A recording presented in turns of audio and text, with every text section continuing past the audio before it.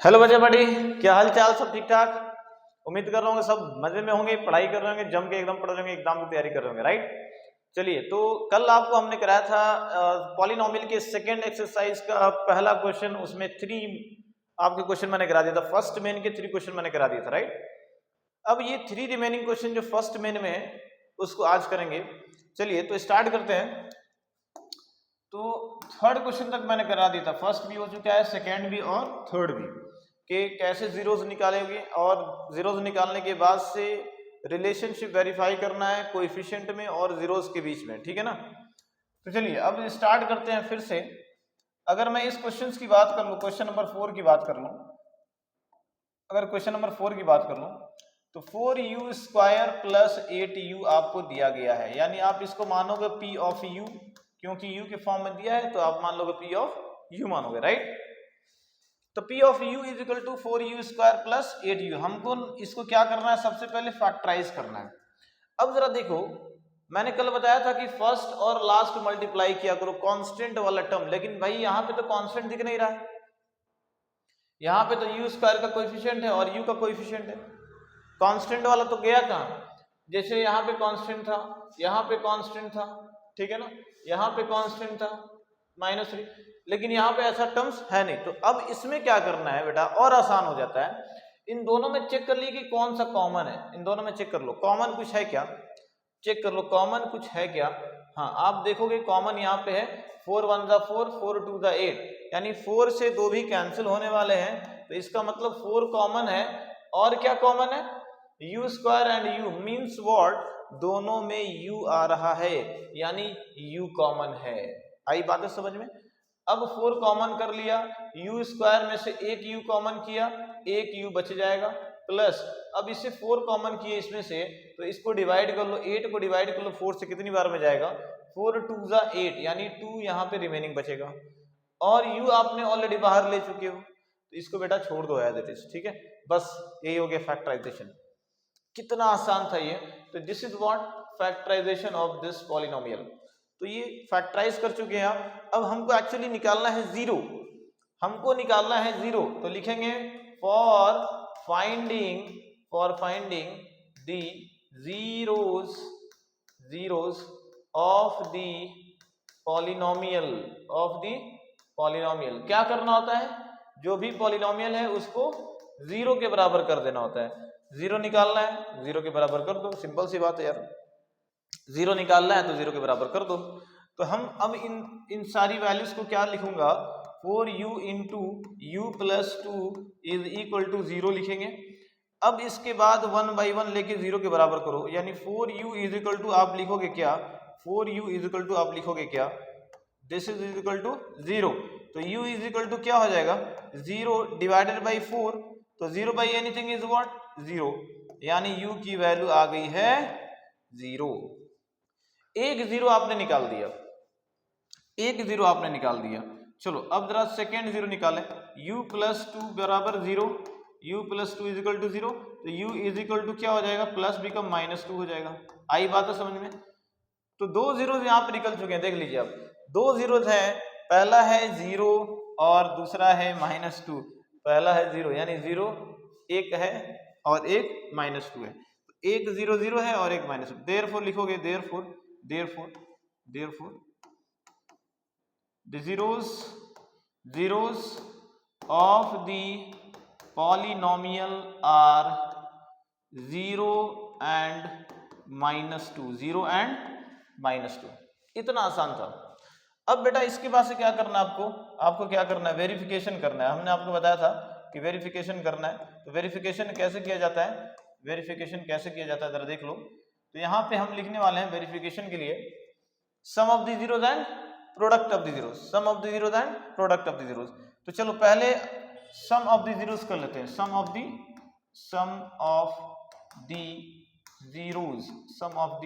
Zeros of the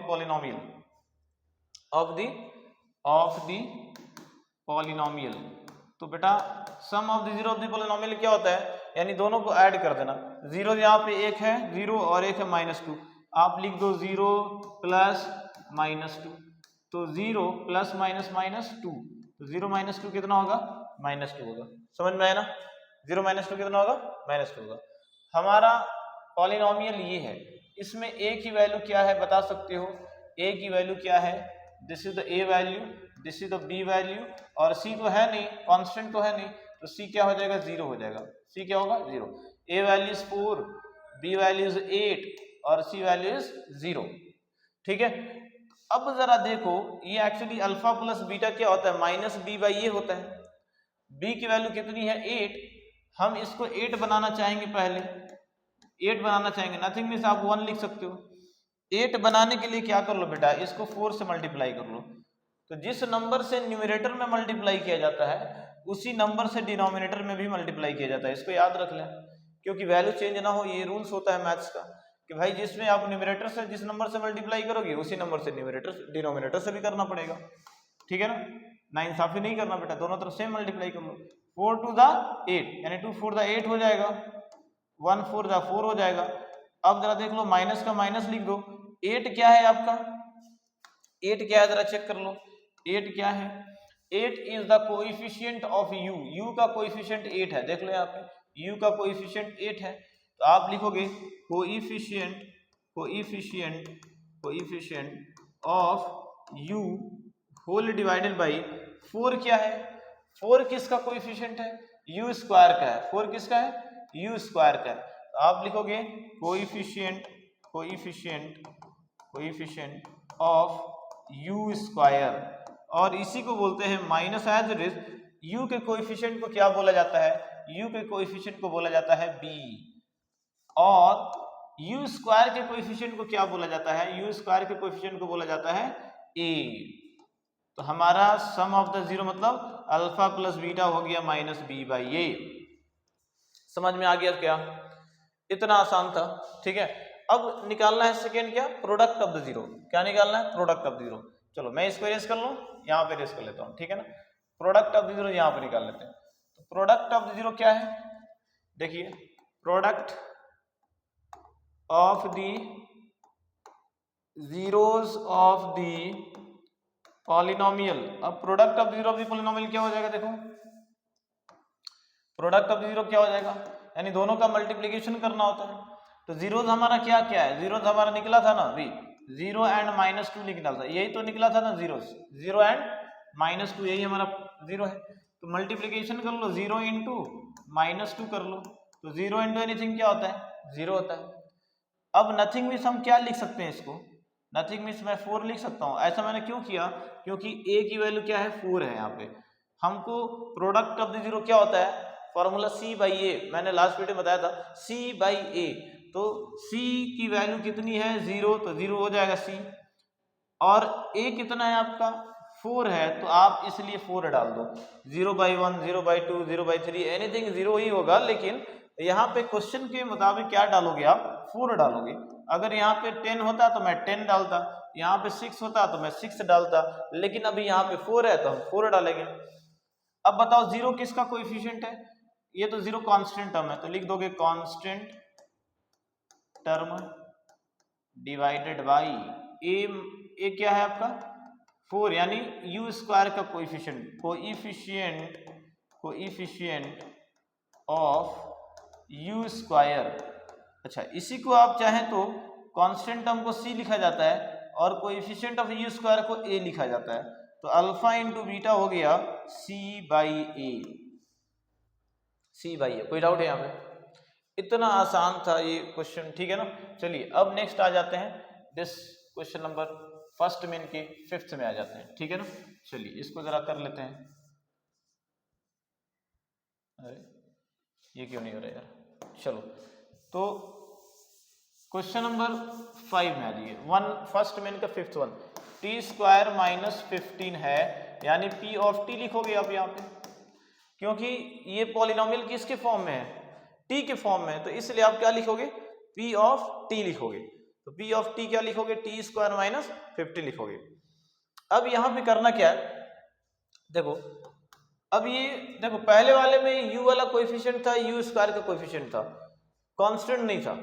अब यहाँ पे क्या है कि t स्क्वायर का कोएफिशिएंट 1 है, t वाला टर्म नहीं है, कांस्टेंट दिया हुआ है। उल्टा इसका, ठीक है ना। पहले कांस्टेंट उड़ा दिया था और ये दोनों टर्म दिया था, अब यू स्क्वायर वाला यानी टी स्क्वायर दिया है, ये यू वाला कैंसिल कर दिया, टी वाला कैंसिल कर दिया, सिर्फ कांस्टेंट वाला दे दिया है टर्म, ठीक है। तो अब यहाँ पे देखिए इसको सॉल्व करने का तरीका क्या है। अच्छा मान लो 15 है, तो क्या मैं इसको ऐसे लिख सकता हूँ रूट 15 का स्क्वायर। भाई इसको स्क्वायर मतलब क्या, ये और रूट कैंसिल हो जाएगा, बचेगा 15, है ना। जैसे मान लो रूट 13 का स्क्वायर कर दिया आपने, तो 2 और रूट कैंसिल हो जाता है, बचता है 13। जैसे रूट 7 का स्क्वायर कर दिया मान लो, तो 2 एंड रूट कैंसिल हो जाएगा, बचेगा 7। कहने का मतलब क्या है, किसी भी नंबर का अगर वो रूट में है उसका स्क्वायर करोगे तो उसका रूट कैंसिल हो जाता है, इसका ये मतलब हुआ, उसका रूट क्या होगा, कैंसिल हो जाएगा। तो हम टी स्क्वायर माइनस 15 को मैं लिख सकता हूँ रूट 15 का स्क्वायर, ये 2 एंड रूट कैंसिल होकर 15 फिर से आ जाएगा, सेम आ जाएगा। अब ऐसा हमने क्यों किया, ये देखिए आपको ऐसा करने से ये फार्मूला बन जाएगा ए स्क्वायर माइनस बी स्क्वायर, बन गया फार्मूला ए स्क्वायर माइनस बी स्क्वायर। और आपने फार्मूला पढ़ रखा है ए स्क्वायर माइनस बी स्क्वायर होता है ए प्लस बी इंटू ए माइनस बी, ये फार्मूला होता है। तो ए स्क्वायर माइनस बी स्क्वायर, ए की वैल्यू टी, बी की वैल्यू रूट 15, तो लिखो टी प्लस रूट 15, फिर लिखो टी माइनस रूट 15, हो गया फैक्टराइज, इतना ही है। तो ये कितना आसान था फैक्टराइज करना इसको, अगर ऐसा क्वेश्चन आ गया तो डायरेक्ट ऐसे फैक्टराइज कर लो, उसको रूट में बना के स्क्वायर डाल दो, उसके बाद से क्या कर लो, that is a plus b a minus b करके लिख दो, हो गया। चलो अब लिखेंगे, ये पी ऑफ टी हो गया हमारा। अब लिखेंगे for finding the zeros of the polynomial, for finding the zero of the polynomial क्या लिखना पड़ेगा, क्या लिखना पड़ेगा, क्या लिखना पड़ेगा, P of t is equal to 0 लिखना पड़ेगा। P ऑफ t कितना है, 0 के बराबर है। P ऑफ t कितने के बराबर है, 0 के बराबर है। अब P ऑफ t क्या है हमारा, देख लो, t प्लस रूट 15 और t minus root 15 is equal to 0, ये हमारा P ऑफ t है।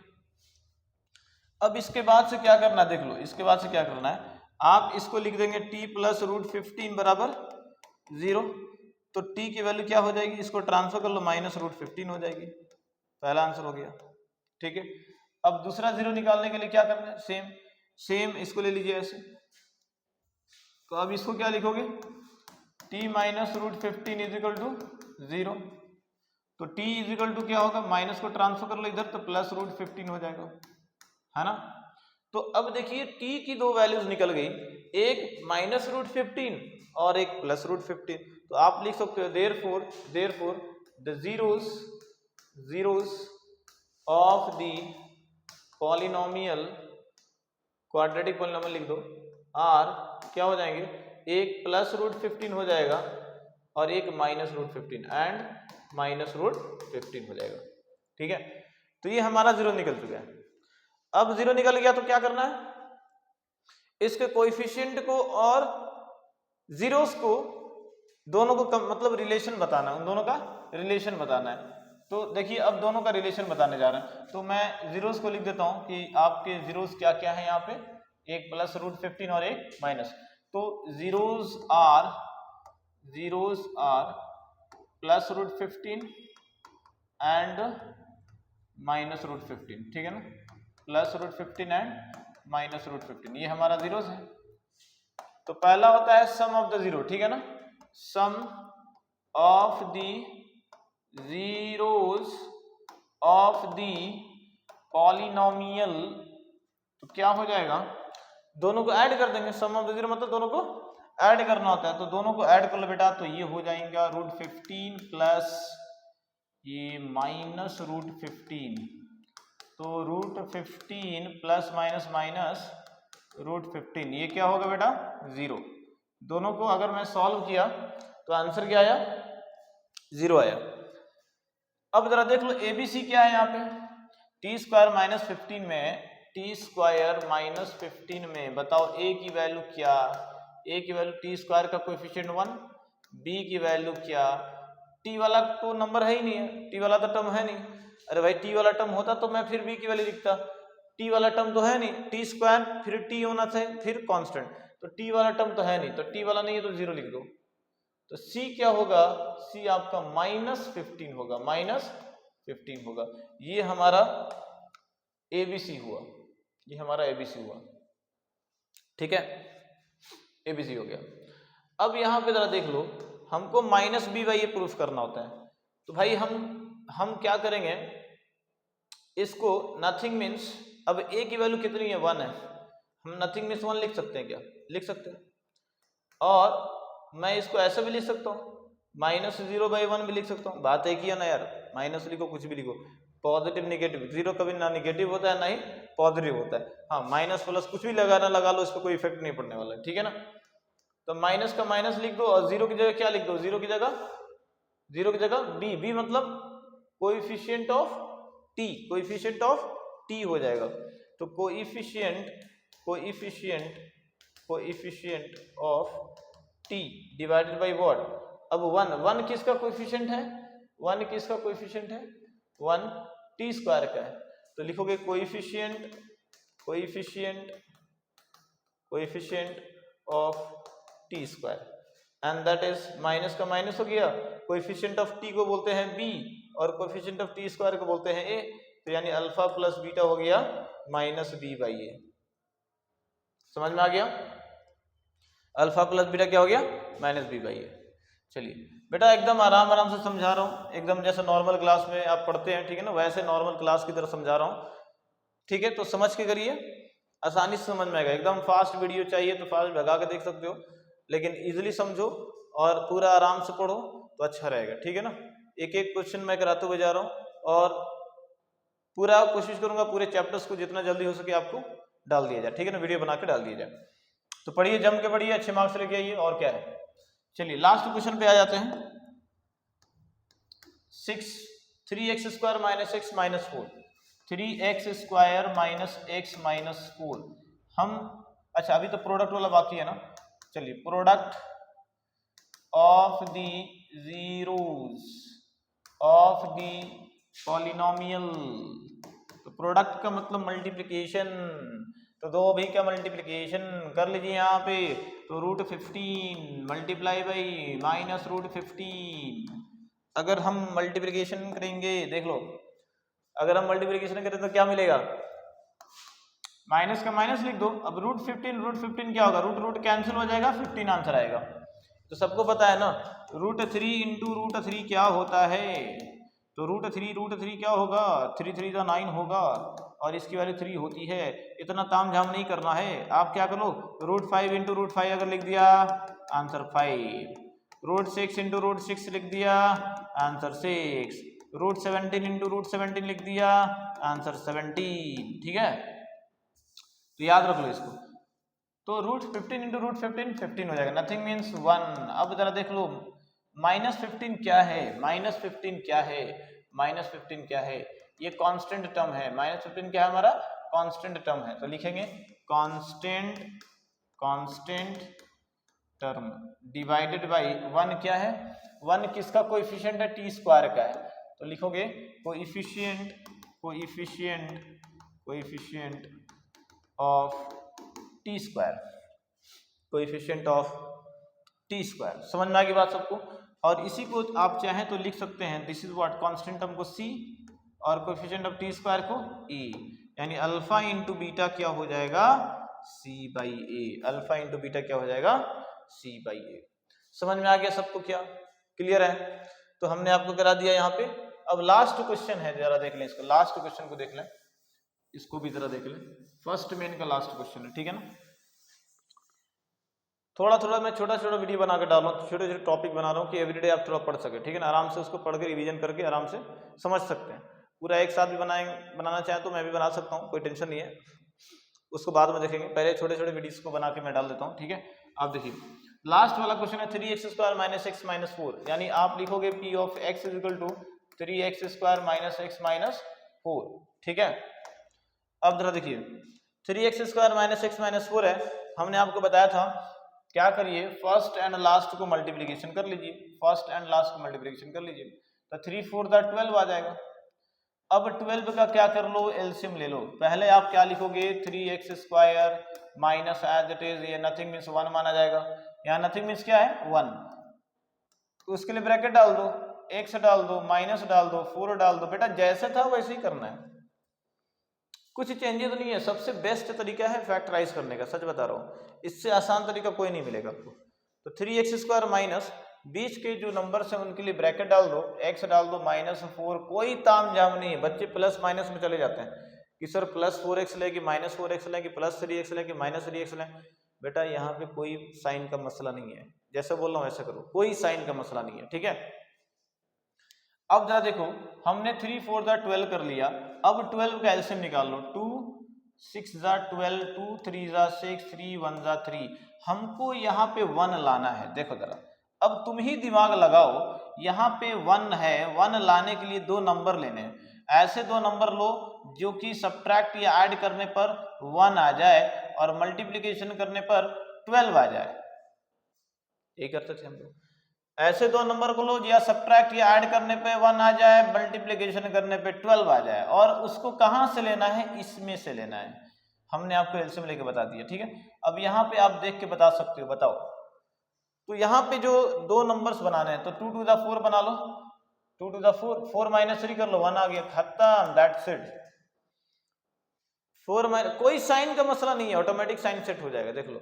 4 - 3 1, 4 × 3 12, हो गया ना, खत्म कहानी।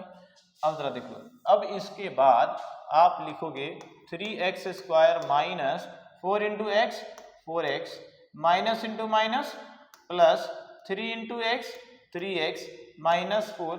अब जरा देख लो, यहाँ पे 2 पेयर फिर से बन जाएंगे, जोड़ा बन जाएगा, फिर से 2 पेयर फिर से बन जाएगा। इतना आसान है बेटा, देखो पॉलिनोमियल। तो अब इसमें कॉमन क्या है जरा बताओ, कॉमन इसमें सिर्फ x दिख रहा है, राइट। 3 और 4 में से कोई कॉमन है नहीं, तो only x is what, common here. तो x कॉमन है, तो अब x कॉमन कर लेते हैं। यहाँ पे बचेगा क्या, x अगर कॉमन किया तो यहाँ पे 3 बचा, और 2x में से 1x कॉमन किया तो 1x बचेगा, माइनस अगर x आपने कॉमन किया यहाँ पे बताओ तो 4 बचेगा, यही बचेगा ना, प्लस प्लस। मैंने कल आपको बताया था, ट्रिक बताया था। यहाँ पे बताइए कुछ कॉमन टर्म है, 3 नो, 4 नो, कोई ऐसा नंबर जो दोनों को डिवाइड करते, कोई ऐसा नंबर नहीं है 1 के अलावा। x यहाँ पे x है, नो, तो कोई ऐसा टर्म कॉमन है नहीं, सिर्फ 1 है बस। तो आप 1 लिखेंगे और कॉपी पेस्ट कर देंगे, ये 3x - 4, एकदम सिंपल सा फंडा बेटा, जस्ट कॉपी पेस्ट, एकदम आसान सा तरीका है, कुछ भी चेंजेस नहीं होगा, एकदम सही आएगा आंसर। कॉपी पेस्ट कर दीजिए बस, ठीक है ना। अब जरा देख लीजिए, 3x - 4, 3x - 4 क्या है आपका, कॉमन है, तो बचेगा क्या, x + 1, x + 1 बचेगा हमारा। p of x हो गया दिस। अब इसको फैक्टराइज कर लेना है, क्या कर लेना है इसको फैक्टराइज कर लेना है। तो देख लो, अरे सॉरी, फैक्टराइज कर लिया, 0 निकालना है। तो आप लिखोगे for finding the zeros of the polynomial p of x, क्या करना पड़ेगा आपको, 0 के बराबर करना पड़ेगा। p of x किसके बराबर, 0 के बराबर। अब जरा देख लो, p of x क्या है यहाँ पे, 3x - 4 × x + 1 is equal to, आप क्या करोगे, 0 के बराबर कर लोगे, ठीक है ना। अब जरा देख लो, अब इसके बाद से आप क्या लिखोगे, 3x - 4 इज इक्वल टू 0, तो 3x is equal to minus become +4, तो x इज इक्वल टू क्या हो जाएगा, 4/3 हो जाएगा। आई बात है समझ में, एकदम सिंपल सा क्वेश्चन आते हैं और आपके कॉन्सेप्ट बहुत इजी होते हैं, समझ के करो बस, ठीक है ना। मैथ्स पढ़िए, 0 से हीरो बनाऊंगा आपको, ठीक है ना, 0 से हीरो। देखिए तो आराम से 0 से हीरो बनोगे, बस लगे रहो, पढ़ते रहो। x + 1 is equal to 0, x is equal to plus become -1, ये देखिए हीरो बन गया, है ना। कुछ नहीं होता मैथमेटिक्स बेटा, लोग बोलते हैं, डराते हैं सिर्फ, ओके, होता कुछ नहीं है एक्चुअली। थोड़ा सा लॉजिक समझ गए, कॉन्सेप्ट समझ गए, इजिली कर ले जाओगे। तो देयरफॉर आप लिखोगे, therefore the zeros of the quadratic polynomial are क्या है आपके, एक है 4/3 एंड दूसरा है -1, ये दो जीरोज आपके निकल गए। अब हमको रिलेशन वेरीफाई करना है कि रिलेशन वेरीफाई करिए जीरोज में एंड कोएफिशिएंट में। तो चलो जरा रिलेशन वेरीफाई कर देते हैं, ठीक है ना। तो जीरोज हमारे निकल चुके हैं और उनके रिलेशन वेरीफाई कर दिए, काम खत्म। तो आज के लिए इतना खत्म हो जाएगा और सेकेंड जो क्वेश्चन आपको नेक्स्ट वीडियो में बनाऊंगा, पहले इसको देख लेते हैं। देयरफॉर जीरोज आर, मैं छोटे छोटे वीडियो बना रहा हूँ कि आप आराम से इसको देख पाए और आराम से इसको समझ सके, ठीक है ना, इजिली इसको समझ के कॉन्सेप्ट दिमाग में रख सके। पूरे चैप्टर एक साथ करा देंगे तो फिर दीवाने हो जाओगे, ठीक है ना, पूरा याद नहीं रह पाएगा। देखो 4/3 एंड -1 है, तो एक अल्फा और एक बीटा है। तो पहला है sum of the zeros of the quadratic polynomial. तो चलो देखो, sum of the zero of the quadratic polynomial क्या होता है, फॉर्मूला मतलब सम मतलब दोनों को ऐड कर देना, 4/3 प्लस ये -1 को। तो आप लिखोगे 4/3 प्लस इंटू -1, नथिंग मीन्स भी 1 लिख दो, 3 हो जाएगा एलसीएम, 4 इंटू 1 4 -3 1 जा 3। तो अब ये 4 - 3 1/3 है ना। तो अब मैं इसको चाहूं तो माइनस ऑफ -1 लिख सकता हूं। भाई जब भी प्लस आ गया ना तो माइनस ऑफ माइनस डाल दिया करो न्यूमरेटर में। मैं बार बार क्वेश्चन किया हूं और समझाया हूं, जब भी प्लस बन के आ जाए, माइनस नहीं आता है, अगर माइनस नहीं आता है तो माइनस ऑफ माइनस डाल दो ऐसे। अगर माइनस आ गया तो फिर माइनस डालने की जरूरत नहीं है, डायरेक्ट आंसर बन जाएगा। लेकिन अगर प्लस आ गया तो माइनस ऑफ माइनस डाल दिया करो, ऊपर वाले को नीचे वाले को नहीं। तो माइनस ऑफ -1 डाल दिया, नीचे वाला जैसा था 3 वैसे डाल दिया। अब माइनस का माइनस लिख दो। अब जरा बोलो -1 क्या है, -1 क्या है बेटा, क्वाड्रेटिक पॉलिनोमियल हमारा क्या था, 3x² - x - 4 है। तो -1 क्या है, -1 आपका x का कोएफिशिएंट है, देख लो यहाँ पे x का कोएफिशिएंट है, ये 1 यहाँ पे -1, यानी x का कोएफिशिएंट क्या है, -1 है। तो आप लिखोगे -1 की जगह coefficient of x divided by 3 को क्या लिखोगे, 3 क्या है, कोएफिशिएंट ऑफ x² है। तो लिखोगे coefficient of x², coefficient of x², that is nothing but what, minus का माइनस हो गया। कोएफिशिएंट ऑफ x को क्या बोलते हैं, ये तो होता है a और ये होता है b और ये होता है c। तो कोएफिशिएंट ऑफ x को बोलते हैं b और कोएफिशिएंट ऑफ x² को बोलते हैं a। तो अल्फा प्लस बीटा हमारा हो गया -b/a, है ना, -b/a हो गया। चलो अब लास्ट पे आ जाते हैं, क्वाड्रेटिक पॉलिनोमियल तो मैंने यहाँ पे, चलो यहाँ पे दिया है ना ऑलरेडी, देख सकते हो आप। तो प्रोडक्ट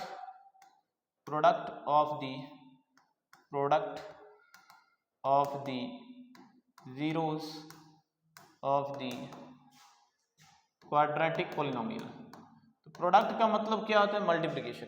तो दोनों को मल्टीप्लाई कर लेते हैं, यहाँ पे दो जीरोस जो है आपके मल्टीप्लाई कर लेंगे। तो 4/3 मल्टीप्लाई बाई -1, यही होगा ना। तो 4 इंटू -1 -4/3। अच्छा -4 क्या है, -4 क्या है, कांस्टेंट है आपका, देख लो -4 क्या है क्वेश्चन में, कांस्टेंट है। तो लिखोगे कांस्टेंट टर्म डिवाइडेड बाई, अब 3 क्या है, 3x² का कोएफिशिएंट है, 3 क्या है, x²। तो लिखोगे कोएफिशिएंट ऑफ x², और कांस्टेंट टर्म को क्या बोलते हैं, c। कोएफिशिएंट ऑफ x² के क्या बोलते हैं, a, यानी अल्फा इंटू बीटा हो जाएगा c/a। तो इसी के साथ हमने सेकेंड एक्सरसाइज के फर्स्ट मेन को कंप्लीटली फिनिश कर लिया, राइट। यहाँ से क्वेश्चन आपके मिल जाते हैं, फैक्टराइज करिए और उसके जीरोज में और उसके कोएफिशिएंट में रिलेशन वेरीफाई करिए, तो आपके क्वेश्चन मिल सकते हैं। तो आपको चाहिए कि इस पूरे क्वेश्चंस के जो सॉल्यूशंस है उसको अच्छे से प्रैक्टिस करें, अच्छे से समझ के। ऐसा नहीं कि रट्टा मार लिए बस हो गया, नहीं, रट्टा नहीं मारना है, कॉन्सेप्ट समझना है, इसलिए मैं एक एक क्वेश्चन को अच्छे से समझा रहा हूँ, ठीक है ना। चलिए नेक्स्ट जो क्वेश्चन है आपका, एक जो समसड़क है दैट इज मेन रह गया आपका सेकेंड मेन, वो आपके नेक्स्ट वीडियो में कर लेंगे। जब तक के लिए वीडियो देखिए, अच्छे से प्रैक्टिस करिए, समझिए और छोटा सा काम करिए। वो छोटा सा काम ये है कि अगर आपको अच्छा लगा तो सब्सक्राइब करें, लाइक करें और अपने फ्रेंड्स को भी शेयर करें। Thank you so much.